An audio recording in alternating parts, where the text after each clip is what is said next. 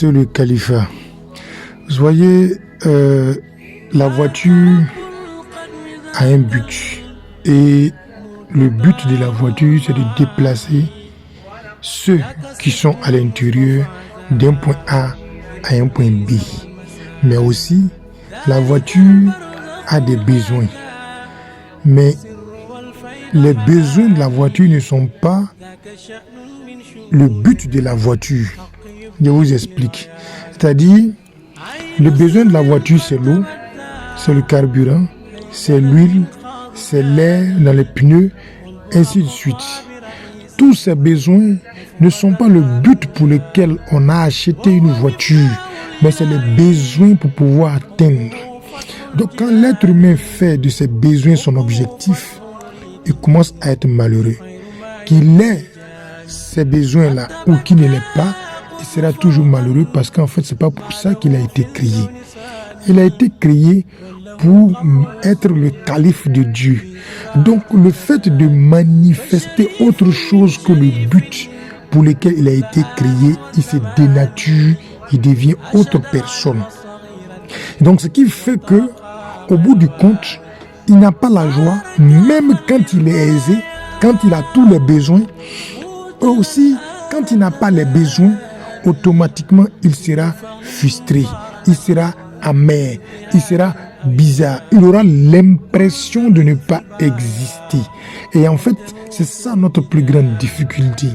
Donc, il faut savoir qu'Allah subhanahu wa ta'ala, il dit, il nous a créés dans la forme la plus parfaite, il nous a honorés dans l'honorabilité qu'il nous a donnée.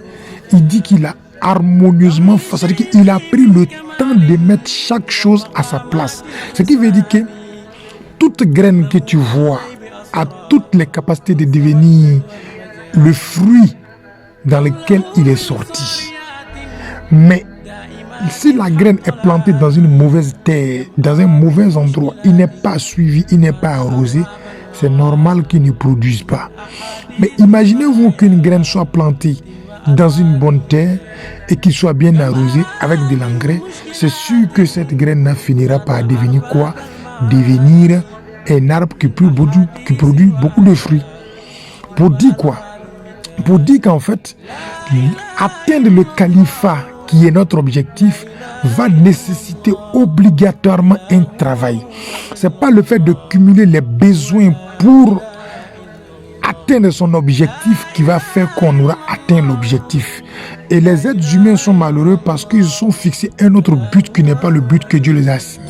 Alors ce moment-là, il dit, à chacun de nous, il a mis le bien et il a mis aussi le mal. À réussir, c'est celui-là qui s'est purifié.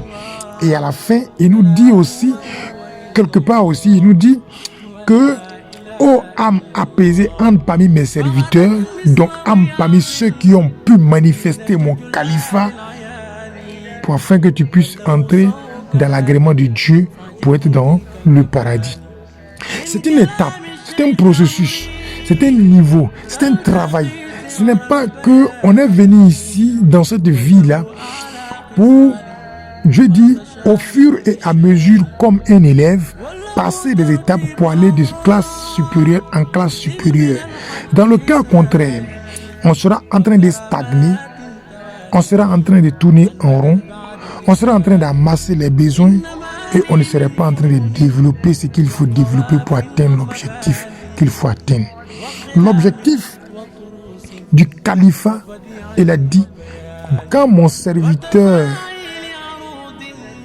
trouve mon approbation, parce qu'il a dit de répondre à son appel. Si nous on veut qu'il réponde à notre appel, donc répondre à l'appel, c'est de décider de rentrer dans la méthodologie et dans la trajectoire qui te mène à devenir le calife de Dieu. Celui-là qui arrive à devenir le calife d'Allah subhanahu wa ta'ala, Allah subhanahu wa ta'ala dit en ce moment-là, je l'aime.